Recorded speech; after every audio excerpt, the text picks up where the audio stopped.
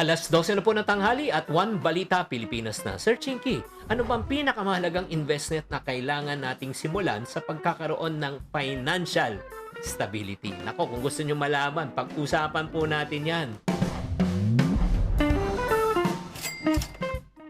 Una, bakit ba mahalaga mag-invest? Number one, magkaroon tayo ng financial stability or security, di ba? Kasi pag tayo po ay nag-invest, ang kagandahan po niyan, magagamit po natin tong pera na ito just in case. 'Di ba? Pag mag-retire po tayo, 'di ba? Ang kagandahan din po dito pag nag-i-investment po rin tayo, kahit na dumaan na tayo sa mga ikang panahon ng retirement, kahit di ka na magtrabaho, may pera pa rin pumapasok.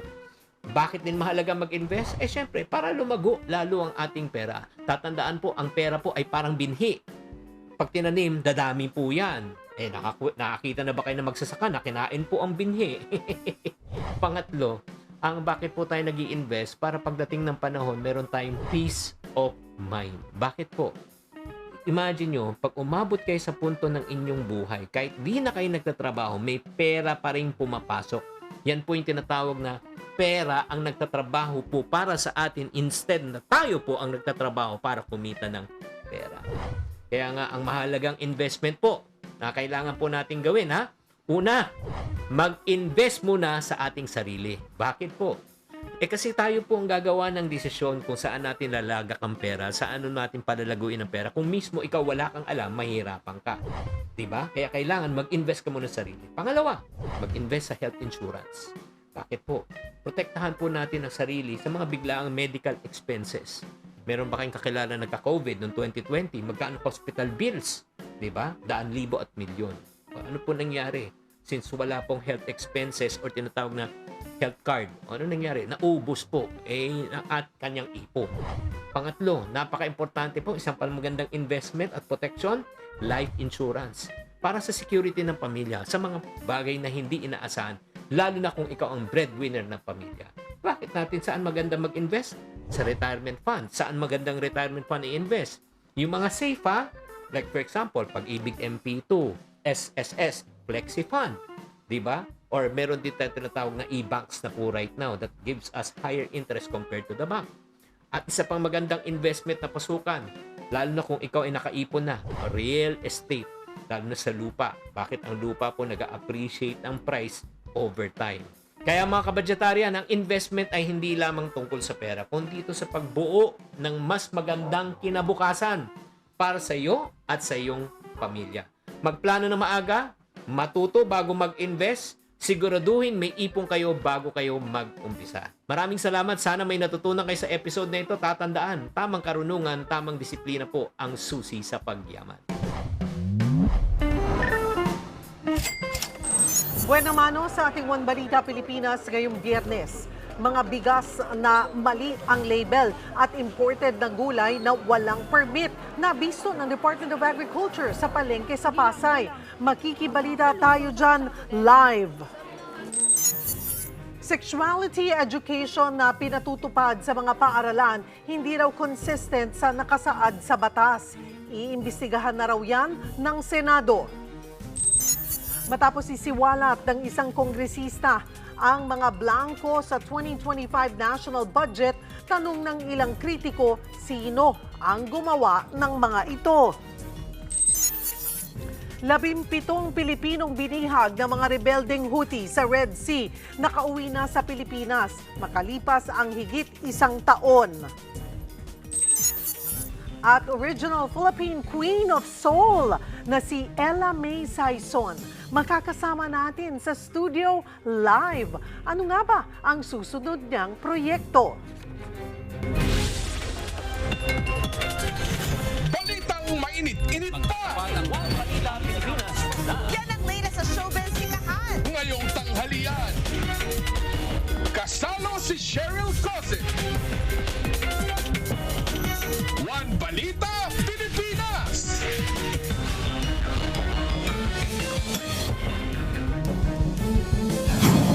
Magandang tanghali, Luzon, Visayas at Mindanao.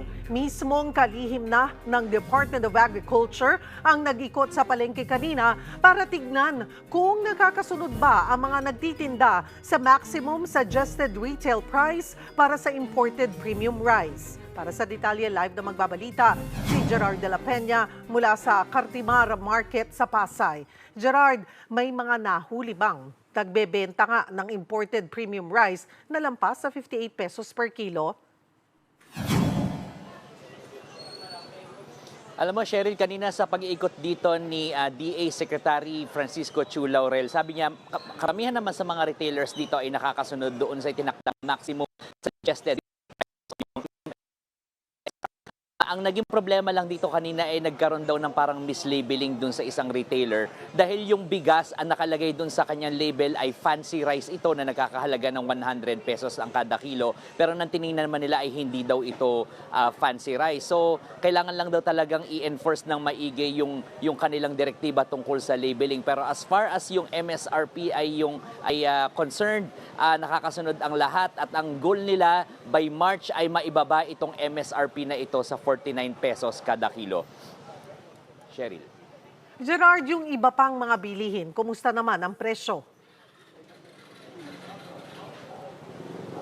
Alam mo, Cheryl, sa monitoring dito ng DA, napansin lang nila parang medyo mataas yata ang presyo ng karneng baboy, partikular na yung presyo ng liempo na umaabot na sa 480 pesos ang kilo. Ang sabi ni Secretary Laurel tungkol dito ay parang may malaking gap doon sa farm gate price at saka sa retail price. So parang malaki masyado yung patong. So pwede na itong ma-consider na profiteering at ito yung titingnan ng kanilang ahensya kung ano naging sanhi nito at kung sino ang dapat managot dito. Sherry. So, ibig nyo sabihin, iimbestigahan the entire market. Bakit ganun ang presyohan dyan? Bakit parang, sabi mo nga, lumalabas ng gaano sila kamas mahal kumpara sa mga ibang market? Cheryl, bali yung 480 pesos, yun na rin yun nandun sa monitoring din talaga ng DA at dito nakita nga nila na talagang umaabot ng 480 pesos. Parang ang nakita ni Secretary Laurel, parang around 80 pesos na overpriced yung karne. So dapat daw around 40 pesos lamang yung patong dito. So around dapat 440 pesos lamang or less than 400 yung presyo ng karneng baboy. At yun ang talagang dapat imbestigahan. Hindi lang dito sa Cartimar, kundi pati sa ibang pamilihan. At bukod dyan, Gerard, may iba pa bang naobserbahan ang DA sa pag-iikot sa palengke? Ayun na nga, Cheryl, ang ipinunta dito ng DA ay para tingnan yung labeling at yung pagsunod sa MSRP ng mga rice retailers, pero ang nakita nila dito, parang merong mga gulay na ibinebenta na walang import clearance mula sa Bureau of Plant Industry. May nakita sila ditong iba't ibang mga klaseng gulay, partikular na itong tinatawag nilang tiger chili na talagang malalaking mga sili na mas malaki pa doon sa alam nating siling haba o yung siling ginagamit sa sinigang. Meron ding iba't ibang mga nakapakete ng mga mushroom na may Chinese characters pa doon sa kanilang pakete at meron pang ibang mga klaseng gulay na sabi ni Secretary Laurel ngayon lang niya nakita. Ngayon ayon doon sa mga nakausap natin ng mga retailer, itong matagal na nilang ibinebenta ito at itong mga gantong gulay ay mabenta sa mga Chinese na customers nila na talagang dumadayo dito para dito bumili ng gulay. At ito raw ay karaniwan din ginagamit doon sa mga hotpot, mga shabu-shabu o yung sa mga restaurants na Chinese restaurants. So sabi ng mga retailer, parang hindi naman daw nila alam kung ito ay smuggled o hindi. At sabi ng DA, titingnan nilang itong maigi dahil parang yun nga, walang clearance, walang import clearance at nagbabala na rin ng DA sa pagbili ng mga ito dahil baka meron itong mga fertilizers o mga pesticides na hindi mabuti sa kalusugan natin. So kailangan talaga may import clearance para na-check itong mga bagay na ito. Cheryl. May update ba kung kailan magpapatupad din nitong food security emergency? Cheryl, sa ngayon wala pang nabanggit sa atin si Secretary Laurel tungkol dito sa food emergency. Pero based dun sa kanilang mga naunang pronouncements, kailangan nga ito dahil kahit nga nabawasan na yung taripa sa imported na bigas ay napakamahal pa rin. So sa ngayon nga, ang temporary solution nila ay magkaroon ng MSRP at yung pagdedeklara nitong food emergency security, wala pang date sa ngayon at ang huling balita natin dyan ay naghihintay pa sila ng memo. Sherry. Maraming salamat, Gerard de la Peña.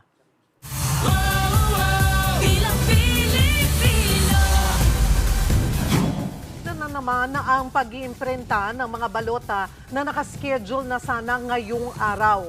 Umatras kasi sa pagtakbong senador ang online personality na si Francis Leo Marcos na binigyan na rin na sana ng TRO ng Korte Suprema matapos siyang ideklarang nuisance candidate ng COMELEC. Formal na niyang naihain ang withdrawal sa opisina ng COMELEC. Bukod sa ayaw na raw niyang masayang ang balota, gusto rin daw magbigay daan ni Leo Marcos sa pagtakbo ng re-electionist na si Senator Amy Marcos. Dahil dito, kailangan uling alisin ng COMELEC ang pangalan ni Leo Marcos sa ginawa ng bagong templates ng balota. Sa Lunes na posibleng simulang muli ng COMELEC ang pag-iimprenta. Dahil dito sa pagtituro niya, hihingi muli kami ng mga 2 hanggang 3 araw sapagkat muli namin babaguhin yung database ng COMELEC. At the same time, isi-serialize muli namin ng mga balota at the same time, yung mga ballot faces muli namin babaguhin. Kaninong bersyon galing ang mga blanco? Yan ang tanong matapos isiwalat ng isang kongresista na may mga blanco nga raw sa ratified BICAM report ng 2025 national budget. Magbabalita si Marian Enriquez. Hindi tama na mag-akusang may blank check na binigay ang Kongreso. Mali yun. Yan ang banat ni Senate President Cheese Escudero kay Davao City 3rd District Representative Isidro Ungab nang isiwalat ng kongresista na may mga blanco o manong halaga sa Bicameral Conference Committee report para sa 2025 national budget. Ang hindi ko maintindihan sa nagrereklamo, dati siyang naging APRO chairman, alam niya ang patakaran. Wala pang dineklarang unconstitutional na Bicameral Conference Committee report. Paglilinaw ni Escudero, hindi ang enrolled bill ang kumakalat na may mga blankong items. Kumpleto raw ang isinumiting budget na pinirmahan ni Pangulong Bongbong Marcos. So mali yun. Kasinungalingan yun at hindi totoo yun. At kung blanco man yung nasa GAA, hindi pwedeng i-release ng DBM yun. Iba naman ang nakita ni Kabataan Party List Representative Raul Manuel. 14 na blanco raw ang nakita niya sa pagbusisi sa niratipikahang kopya ng BICAM report sa 2025 national budget. 8 raw ang nasa ilalim ng opisina ng kalihim ng Department of Agriculture. May 2 rin sa Bureau of Fisheries and Aquatic Resources, 1 sa Philippine Coconut Authority, 1 sa National Irrigation Administration at 2 sa unprogrammed appropriations. Very disappointing to know na totoo na yung BICAM report na nakarating sa mga mambabatas na niratify ng House at ng Senate ay may mga blank. Giit ni Manuel, dapat matukoy kung sino ang naglagay ng halaga sa mga blankong ito para managot sa batas kung hindi pala otorisado. Ayon naman kay dating Senator Ping Lacson, kung ang enrolled bill daw ay iba sa ratified BICAM report, ang Kamara raw na in charge sa pag-imprenta ang dapat magpaliwanag. Ganyan daw ang nangyari noong 2019 na maraming na-veto sa budget nang madiskubre na may mga maanumalyang ipinasok sa printed enrolled bill na wala naman sa ratified BICAM report. Hanggang ngayon, wala pa ring pahayag ang nagbitiw na chairman ng House Appropriations Committee na si Ako Bicol Party List Representative Zaldico. Tikom din ang ibang miyembro ng BICAM Committee tungkol sa issue. Hamon ngayon ni Escudero at iba pang mambabatas, pwede namang magsampa ng kaso sa korte ang mga kumikwestiyon sa 2025 national budget. Para sa 1PH, Marian Enriquez, News 5. Merong sex education pero kulang o hindi raw ganoon kaakma ang pagpapatupad. Yan ang lumalabas na dahilan. Kaya maraming kabataan pa rin daw ang may maling paniniwala tungkol sa sex at pagbubuntis. Ito rin daw ang dahilan kung bakit kailangan na ng batas na magmamando rito. Magbabalita si Ria Fernandez. Imbes na pagsusunog ng kilay, gatas at lampi ang iniintindi ni na Jane at Jet dahil maaga silang nagkaanak. 13 anyos lang si Jet nang mabuntis ang nooy 14 anyos niyang nobyang si Jade. May sexuality education naman daw sila sa klase. Aware po naman po. Pinagsasabihan po ako lagi ng kaibigan ko. Kaso di po na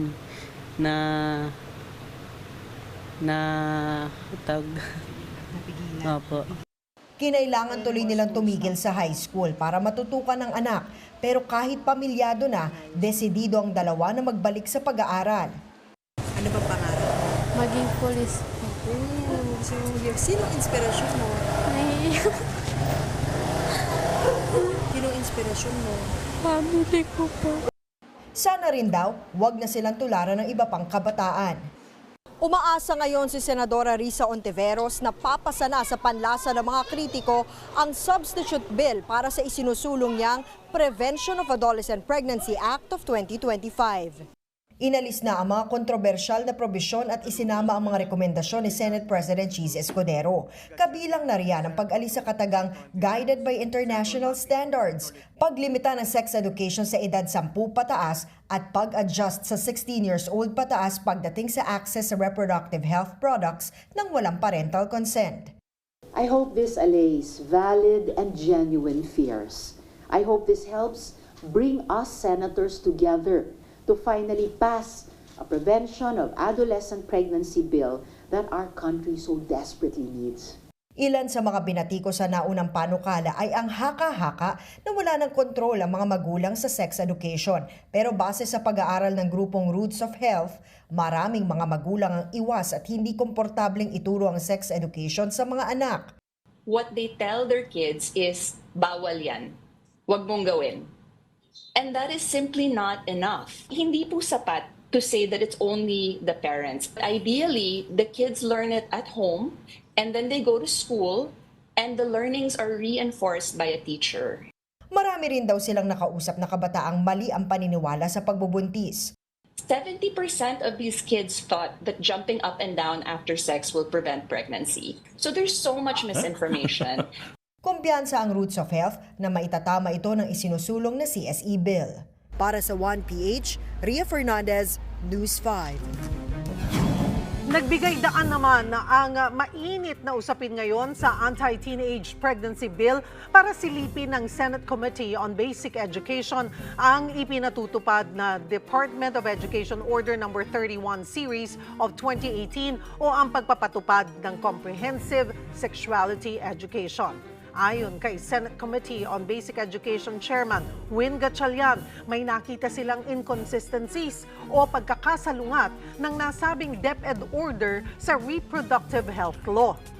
Para pag-usapan yan, magkakasama natin Senator Win Gatchalian, ang chairman ng Senate Committee on Basic Education. Magandang tanghali po sa inyo, Senator Win. Salamat po sa oras.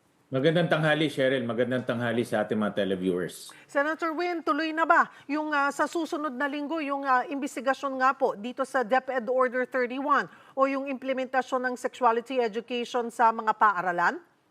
Tuloy tayo. Meron tayong pagdinig this coming Tuesday tungkol dito sa DO 31 at titignan namin yung pag-iimplementa nito. At yung initial review namin, katulad ng sinabi mo, meron kaming nakitang inconsistency sa pagitan nitong DO 31 at sa reproductive health law na ang basis nitong DO 31. Ano-ano po yung nakita ninyong nasilip nyo na mga inconsistency po doon sa pagpapatupad po nito? Unang-una yung edad. Nakasaad sa reproductive health law na yung reproductive education or reproductive health education ay ituturo lamang sa mga adolescents. So ibig sabihin ito ang mga bata na nagkakaedad ng 10 years old hanggang 19 years old. Pero kung titignan natin yung DO 31, in-expand niya ito to K-12. No? So ibig sabihin as early as 5 years old, which is kindergarten, tuturuan na ng sexuality education. Ito ko rin kasi yung basis nung pag-draft ng basis ng DO 31 dahil marami siyang basis, no. Isa sa kanyang basis o yung ginamitang mga references ay yung UNESCO UNESCO Comprehensive Sexuality Education Guide. Kung saan sinasabi nitong guide na ito na dapat as early as 5 years old ay tinuturuan na ng sexuality education. Okay, kung sa edad pa lamang po, nagkaproblema na, so dapat po ang sinusunod ng DepEd ay yung nasa RH law natin, which Correct. is 10 to 19 years old. Tama. Kasi yun ang batas eh. Una-una, Cheryl, yun ang batas. Pinagdebatihan yan, pinag-usapan yan sa Senado at kumuha ng mga eksperto para magbigay ng kanilang mga komento. So yun ang pinaka-legal basis ng reproductive health education. At yung edad ay importante dahil dapat maging culturally sensitive tayo. Ako naniniwala ako na dapat ang magulang ang unang magturo ng mga ganitong bagay sa kanilang mga anak dahil yan yung ating kultura na sa magulang tayo natututo muna. Kaya linipitahan yung pagtuturo ng reproductive health education sa edad 10 years old hanggang 19 years old dahil gusto natin muna ang mga magulang na magturo ng mga ganitong bagay sa kanilang mga anak. Pero another issue, Senator, kung may kakayanan ba yung magulang na sila yung tamang magturo dun sa pinaka-basic nga on sex education. Problema din natin Napakagandang tanong yan. yan, Cheryl. Magandang tanong yan. Kaya nung mga 2 years or 3 years ago, nagpasa tayo ng isang batas, yung tinatawag natin Parent Effectiveness Service Law, kung saan minamandato na ngayon ang mga LGUs ay i-organize ang mga parents natin at bigyan sila ng regular na pagtuturo. Tama ka, no, na hindi lahat ng ating mga gulang ay aktibo o may ganitong kaalaman.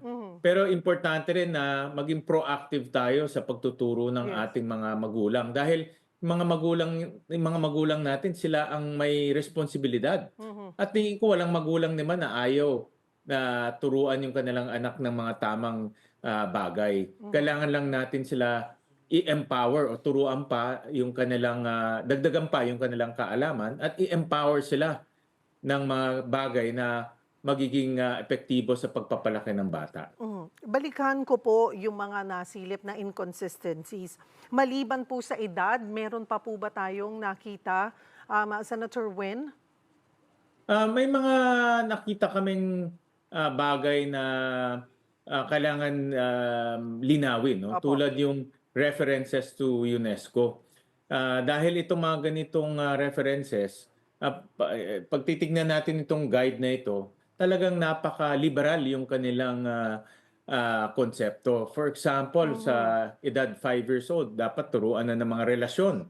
At dapat turuan na rin ng mga relationships ayon dito sa guide na ito. At pag sinabi mong relationships, ito yung pwede maging boyfriend-girlfriend o kung meron silang nagugustuhan na iba ay dapat turuan na rin.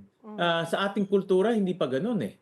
May mga pamangkin ako na 5 years old, naglalaro pa, tapos parang hindi tama sa ating kultura na turuan na sila kaagad ng mga bagay tungkol sa relasyon at sa sexuality. Kaya yun ang isa naming gustong linawin na hanggang saan ba gagamitin itong mga international guides at tama ba gamitin itong mga international guides na ayon ba yan sa ating kultura? Tsaka parang doon po kasi lumalabas, kung titingnan natin, mas parang nasunod doon sa Department Order 31, yung sa UNESCO o yung sa International Guide, kesa pinahalagahan na sundin yung nakasaad sa reproductive health law natin. Or baka nalito rin po ang DepEd on this?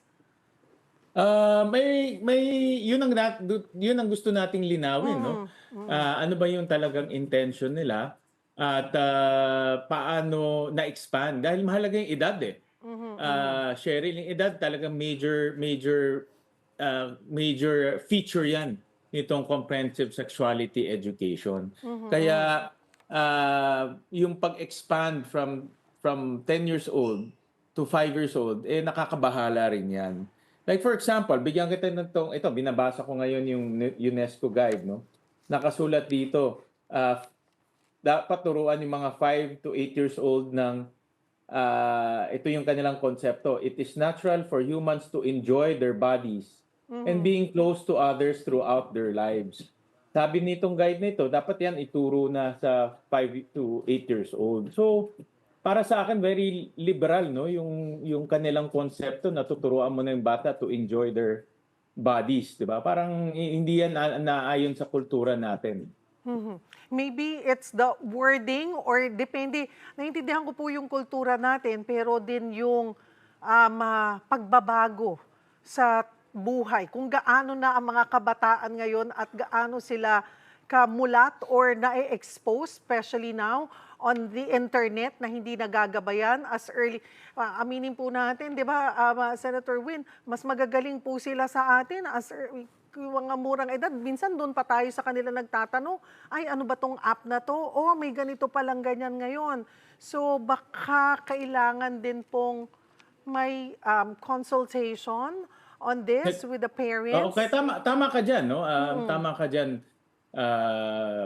Cheryl, dahil nga ang mundo nag-iiba na rin with internet ngayon, with mobile devices, ang information, good and bad information available na sa mga bata 24/7. Kaya nasabi ko, itong ganitong approach ay hindi lang naman dapat tignan natin yung pagtuturo ng sexuality education. Mas importante sa akin yung pagtuturo sa mga magulang. Dahil yung mga magulang, unang-una, pinakikinggan yan ng kanilang mga anak. Opo. At pangalawa, kasama ng mga anak nila, mga magulang nila ng mahabang panahon. So, kaya para sa akin, multi-prong approach ang dapat gawin dito. Pero dapat bigyan ng malaking papel ang mga magulang natin pagdating sa pagtuturo ng ganitong bagay sa kanilang mga anak. At yung pong sinasabi nyo naipasa po na Parent Service Effective Law, kung paano rin na-i-implement. Kasi sabi nyo nga po, doon magsisimula. Ay talaga yung tama dapat nakaalaman. Dapat tama yung naituturo ng magulang sa kanilang mga anak. Tama. Mahalaga talagang papel ng mga magulang. Hindi natin pwedeng hayaan ng ating mga magulang na walang pakialam sa kanilang mga anak. Nung mayor ako, madalas ko yung sabihin na hindi pwedeng iiwan ang mga anak nila sa mga eskwelahan at hayaan na lang ang gobyerno para magturo. Hindi pwedeng parang pang-deposit lang yung mga paaralan natin. Importante rin ang papel ng magulang natin at importante maging aktibo sila. Hindi pwedeng yung nakikita lang nila yung mga anak nila pag-uwi at pag-alis ng bahay. Importante kinakausap, importante nalalaman kung ano nararamdaman. At kaya ang papel ng mga magulang ay napakahalaga. With this po, nakikita ho ba ninyo, Senator Win, yung na posibleng ma-improve na lamang po itong ating sexuality education ng DepEd at hindi kakailanganin pa ng batas kaugnay nito or malaking bagay pa rin po itong batas na isinusulong po ni Senator Risa Hontiveros? Ngayon kasi meron na tayong reproductive health law at ito ay comprehensive siya. Nakasulat rin dito na ang Department of Education dapat pagturo ng reproductive health education sa mga adolescents. Dahil yung mga adolescents, ito ng mga teenagers. So meron nang nakasaad na ganyan sa reproductive health law na pwede nang gamitin ng DepEd as their legal basis para magkaroon ng sex education at reproductive health education. Iba kasi yung sex education, iba yung reproductive health education, iba rin yung sexuality education. Alam ko marami nalilito, no? Pero itong pagkalito mahalaga dapat natin malaman yung pagkakaiba nito dahil hindi pare-parehong konsepto na itinuturo sa bata. Marami pong salamat, Senator Win Gatchalian, Chairperson ng Senate Committee on Education. Sa iba pang balita, nananawagan ng tulong ang mga magulang ng isang sanggol sa Sorsogon na ipinanganak umanong baliktad ang puso. Para bigyan ng mukha ang balita, Mobile Journal, Yeda Pascual. Isang bata sa Sorsogon na ang ipinanganak na may pambihirang kondisyon. Ang kanyang puso nakabaliktad at nasa kanan.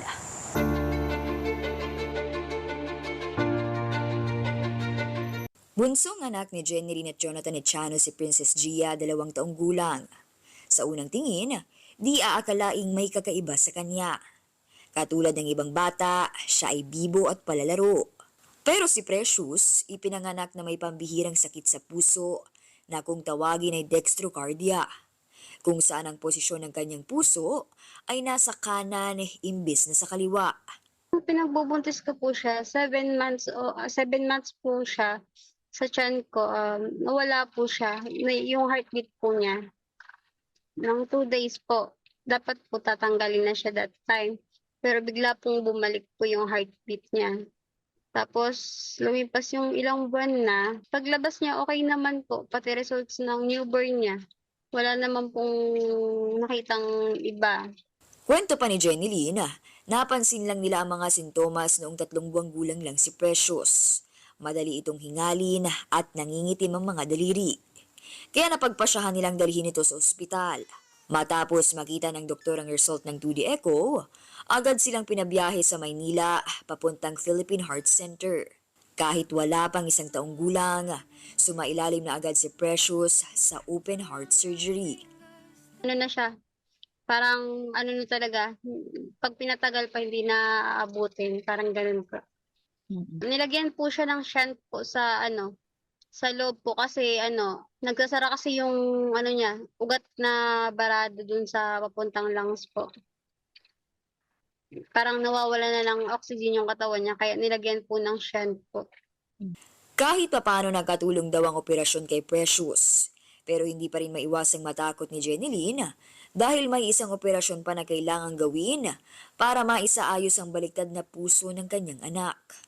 Kasi nanay ka, magulang kayo, lahat ginagawa niyo. Tapos wala namang kasiguraduhan kung talagang tatanda siya, kasama kayo, Kaya medyo nakakatakot po, pero laban lang po. Pag kinaya niya po, lahat na po gagawin. Yung parang i-align yung heart niya sa tamang posisyon po, parang ganun po. Kaya parang major operation po yung gagawin sa kanya kung sakali po. Sa katapusan ng buwan, malalaman kung maaari na bang operahan muli si Precious. Ang pamilya pinaghahanda na sa posibleng halaga na aabutin sa operasyon. Ginagawa na lang po kahit paano ng paraan, basta maging okay po siya. Sana po may makapansin po sa amin at matulungan po kami para po sa major surgery po ng anak ko. Ako po si Mobile John Rieda Pascual na nagpapaalala na ang bawat may karamdaman ay kailangan din ng kalinga. Susunod, mga paniki na kung minsan may dalang karamdaman higit 1 siglo ng kasamang manirahan ng mga Hmong sa Thailand. Pero bakit wala sa kanilang nagkakasakit? Halos 200 milyong pisong halaga ng shabu na bistong dala ng mag-ina mula Samar papuntang Cebu. At social media personality na si Queen Yasmin natangayan ng 15,000 pesos ng scammer. Yan at iba pa sa pagbabalik ng One Balita, Pilipinas.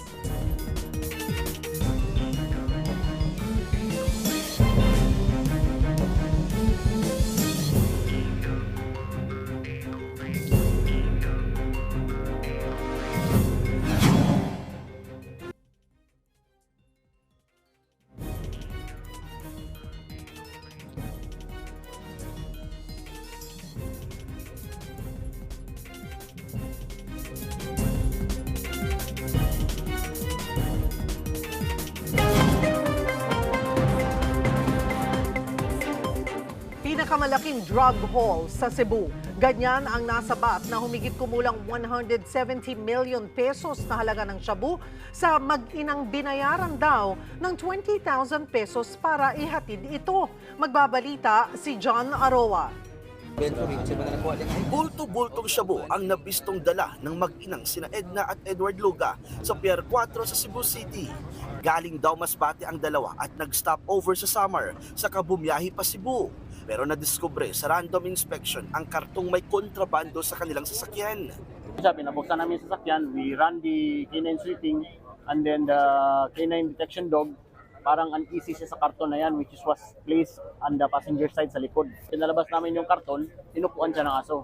So that prompt us na buksan yung kasi may indicator na 25 kilos ng shabu ang nakita na nasa 170 million pesos ang halaga.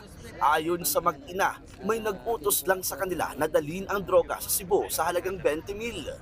Wala mo sa instruksyon na masaya na siya sa sigura niya. Wala ko kabalo lagi sir. Kinsay tagihan.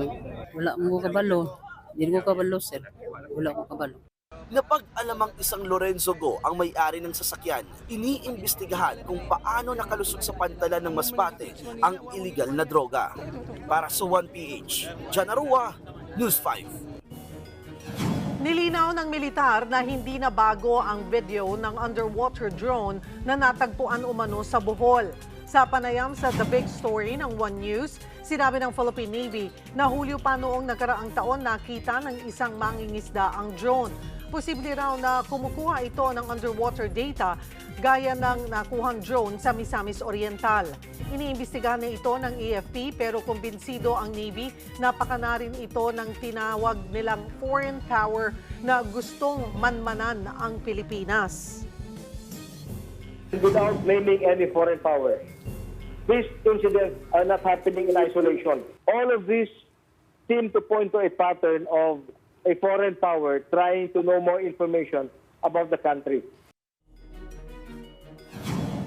Samantala, inilipat na ng lokasyon ng Amerika ang Typhoon missile launcher na idineploy dito sa Pilipinas. Mula sa Lawag Airfield sa Ilocos Norte, inilipat ang missile sa hindi na tinukoy na lokasyon dito pa rin sa Luzon. Kayang tamaan ng Typhoon missile ang ilang target sa West Philippine Sea, China at hanggang Russia. Sinisisi ng MILF ang militar kung bakit nagkaroon ng engkwentro sa Basilan.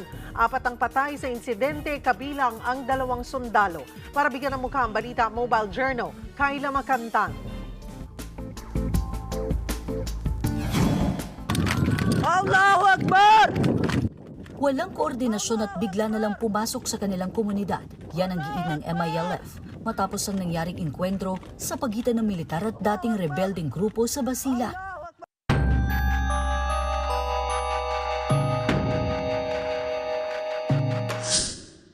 Ito ang mga larawan ng ilang miyembro umano ng Moro Islamic Liberation Front o MILF matapos sunugin ang naiwang truck ng militar.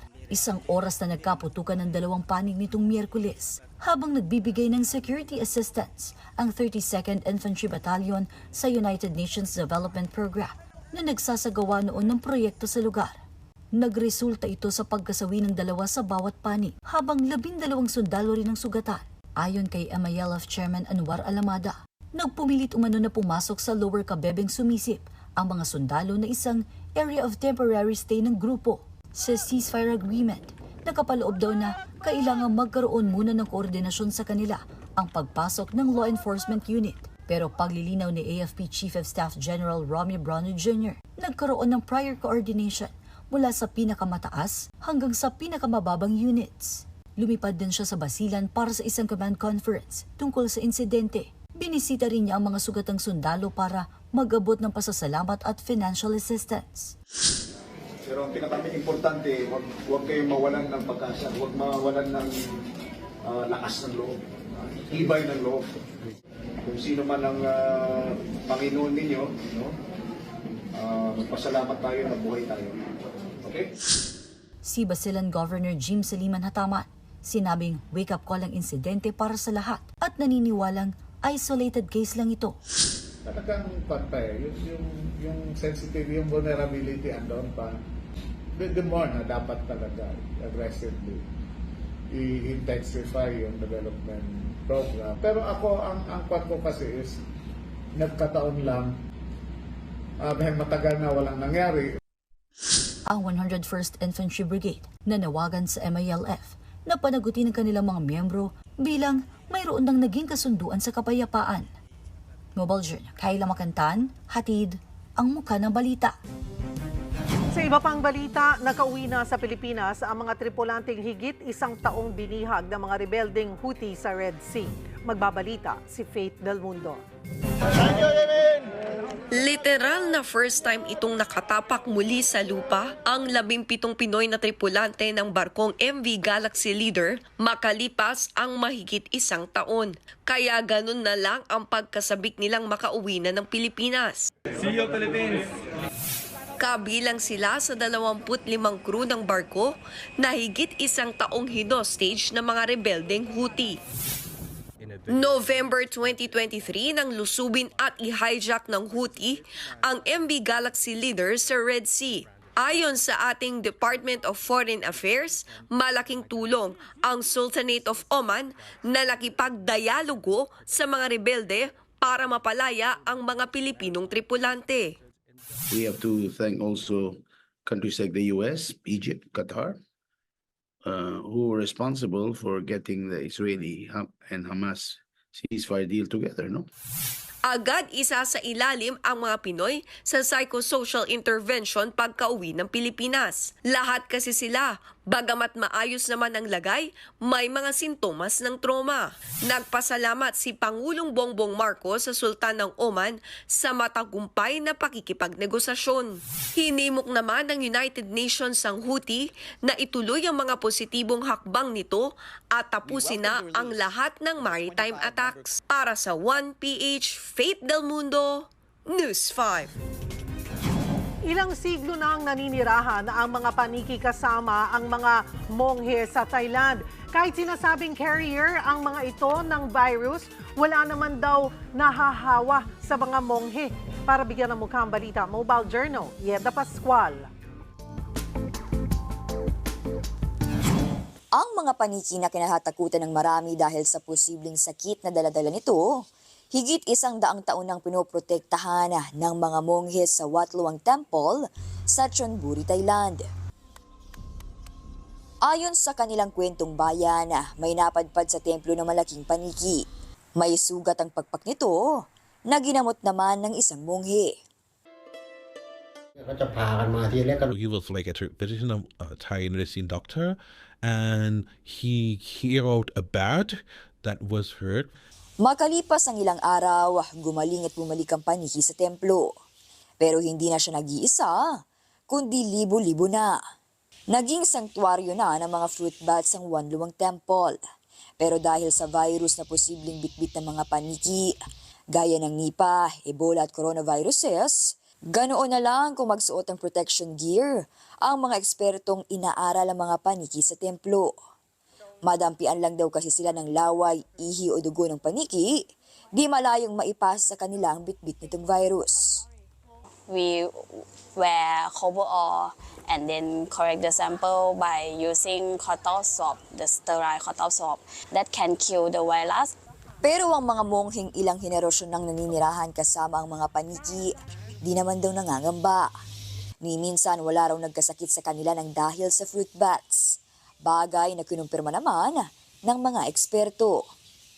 One of my study, I took the blood from the monk to determine the antibody for the Nipah virus, but we not found any Nipah virus positive antibody from the monk. Protektado ng batas sa Thailand ang mga malalaking paniki. Iligal ang paghuli at pagpatay sa mga ito.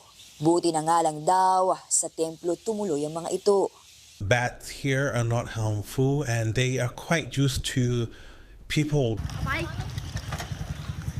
Sa huli, pareho lang naman daw ang layo ng mga virologist at mga monghe ng templo. Ang mamuhay ng payapa nang walang nagkakasakit. Kaya gano'n na lang din ang pakikipag-ugnayan nila sa komunidad. We need to be careful, for example, if we have wounds and we come here during rainy season and open, and the rain and the feces or the urine get into a wound, that can be dangerous, but that's usually not happen. But people can be informed about this information. Ang kwento sa templong ito sa Thailand ay patunay na kapag may balanse sa pamumuhay nating mga tao at kalikasan, ay wala naman dapat ipangamba. Pero kailangang kilalanin, irespeto, at huwag gambalain ang mga hayop na kasama natin sa iisang mundo. Mobile Journal Yeda Pascual po. Hatid ang muka ng balita. Susunod, original video kay Kantawanan show ng TV5 na Singgaling magbabalik.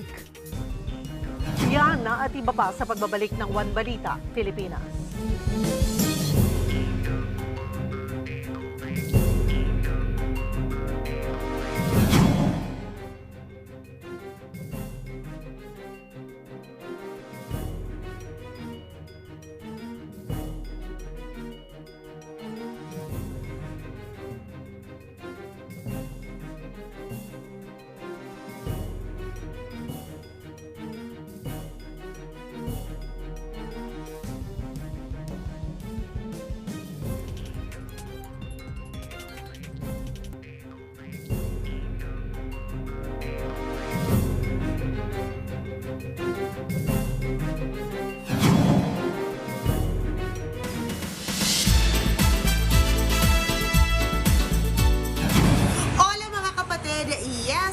Friday sa inyo.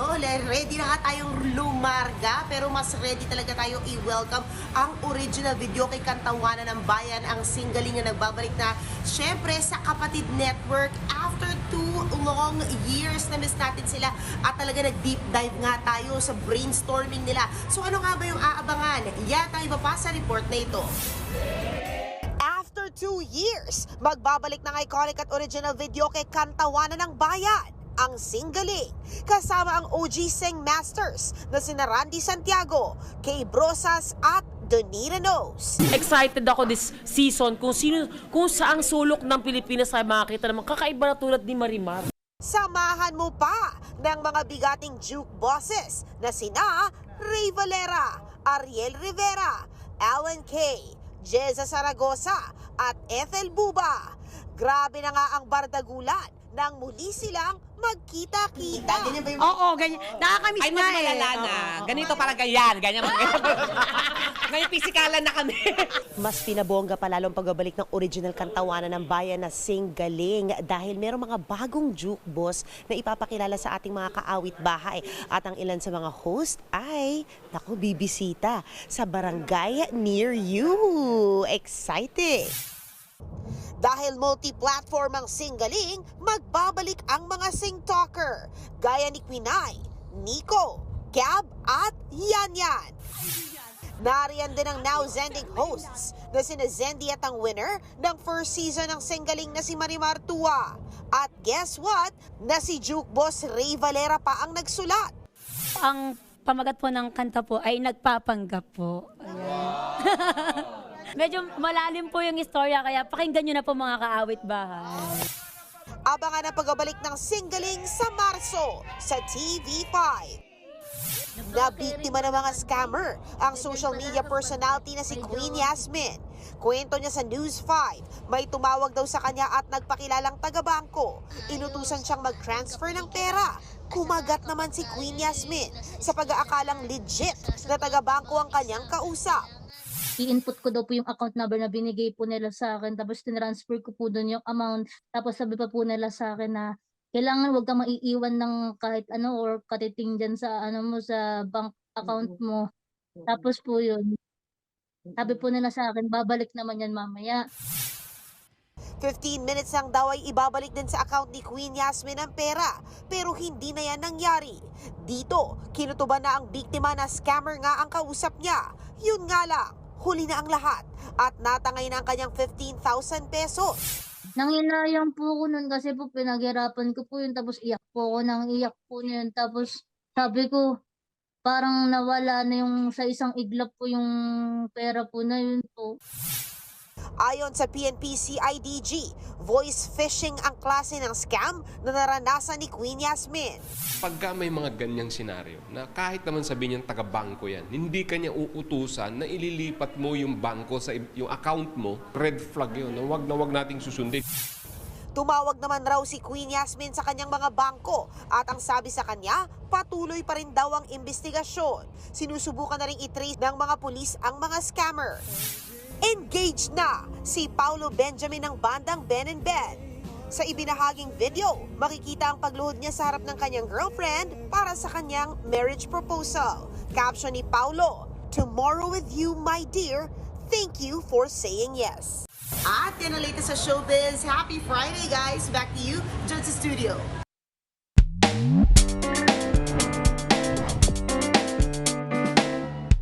Magandang tanghali mga kapatid. Pinakamasarap na pagkain Pinoy raw ang natikman ng multi-Michelin star chef na si Gordon Ramsay ang sisig. Pero nakabase daw sa Melbourne, Australia ang restaurant ng Pinoy chef na si Rose Magnaye kung saan niya ito natikman. Kayo mga kapatid, anong sa tingin niyo ang the best food na dito lang sa Pilipinas makakain? At bakit? Tara samahan niyo ako at magtatanong tayo dito. Para po sa akin ay lechong kawali. Kasi lagi po kasi kami kumakain ng family and hindi nawawala po talaga sa order namin yung lechong kawali kasi very traditional na po para sa amin yung pagkain ng lechong kawali kasi masarap po siya. Tulingan po. Anong luto sa tulingan? Sinaing po ganun, mga sinaing. Wala pong nakakaisip nun sa ibang bansa. Yung mga binabalot po sa dahon ng saging ganun. Tsaka po mga gata. Pilipinas? Lomi po. Bakit lomi? Yun po ang hinahanap-hanap ng karamihan pag umuwi po sila sa Pilipinas. Sinigang po. Bakit? Sarap po kasi ang luto ng mga Pinoy dito sa na sinigang. Ako ang inyong hani ng bayan, ang tunay at nag-iisang pantanggal umay sa pananghalian.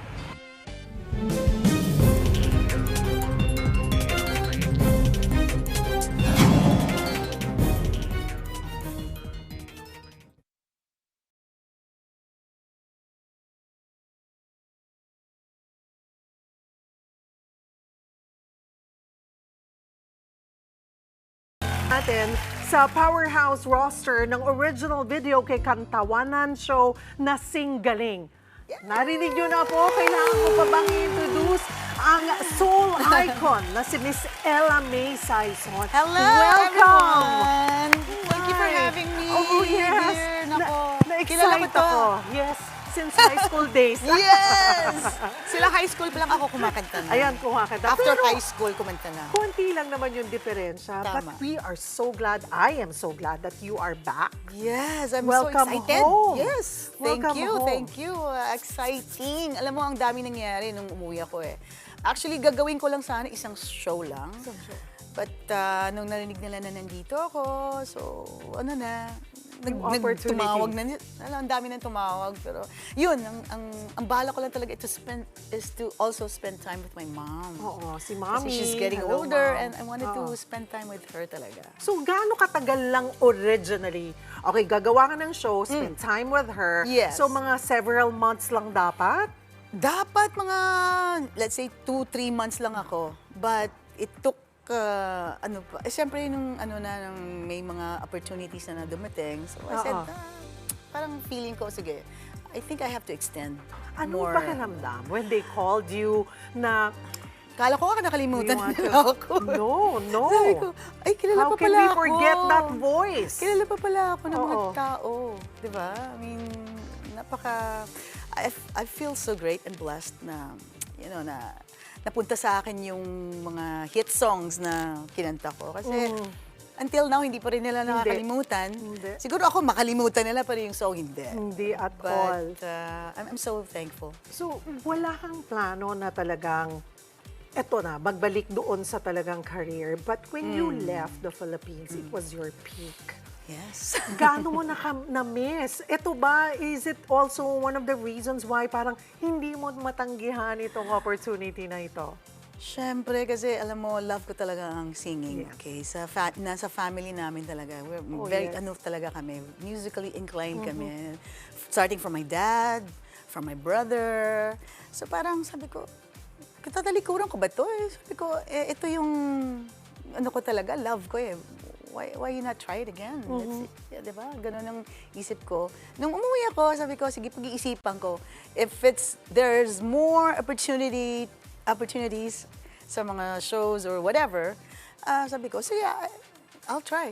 At ito na nga. I'll try one more time. And here it is. And you're gonna be here for a while. And I'm just kind of embracing lang yung mga blessings na binibigay sa akin ni Lord. And yun lang, happy ako ngayon. And I have yun na nga, na-reveal na magiging juke One of the juke bosses ako. Yes, Yay! kapatid po Dream natin, come si true. Ella May.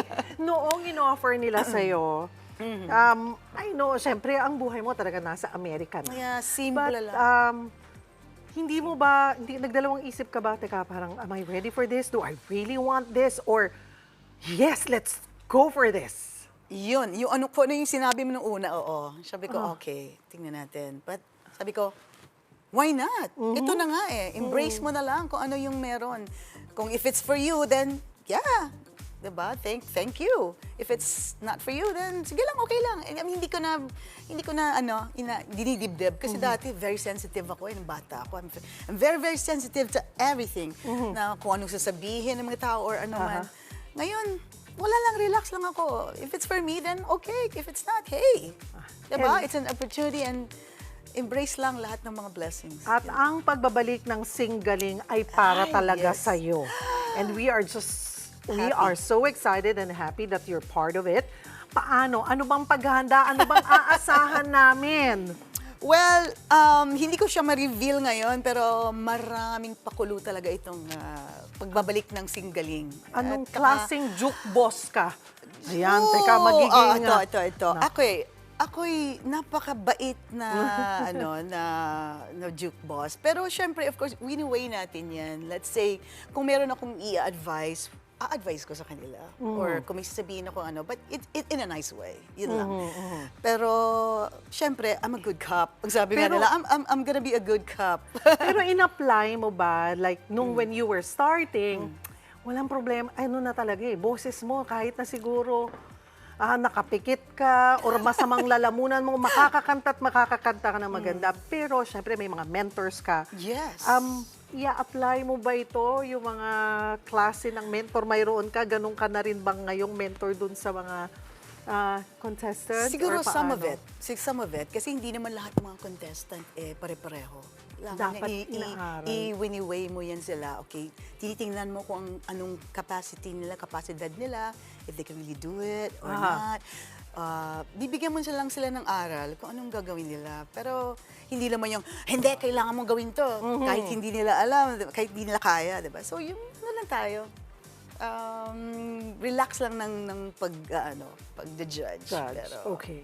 So, mga kapatid... It's gonna be fun though kasi first time ko dito sa Philippines, but I've been doing, I've been judging sa mga amateur singing contest sa Dallas. So, alam ko naman paano gawin. Pero dito, ito yung aabangan nila, of course. Yes. At yan nga, aabangan na nila. Ella May, i-invite mo na yung ating mga televiewers. Okay, maraming salamat sa Invite sa inyo. Sa invite sa amin. And ito nga, dream Singgaling come na. true ito. Ito na, Singgaling na po. At aabangan niyo po yung dalawa pang mga aming juke bosses. So, yan ang abangan nyo. Ayan. Sa So, na-reveal na natin. Na-reveal nyo na, ito na. Na-reveal na si Miss Ella May Saison as one of the juke boss. Juke bosses. The juke bosses po Yes. natin, mga kapatid. So, hintayin pa natin kung sino pa yung dalawa. Yes. Ayan. Maraming salamat sa pagbisita, Miss Ella May. Thank And you, I'll my see you dear. around. I missed you so much. Oo, Ito gagawa na. tayo ng marami pang shows. Ay, Oo, ayan.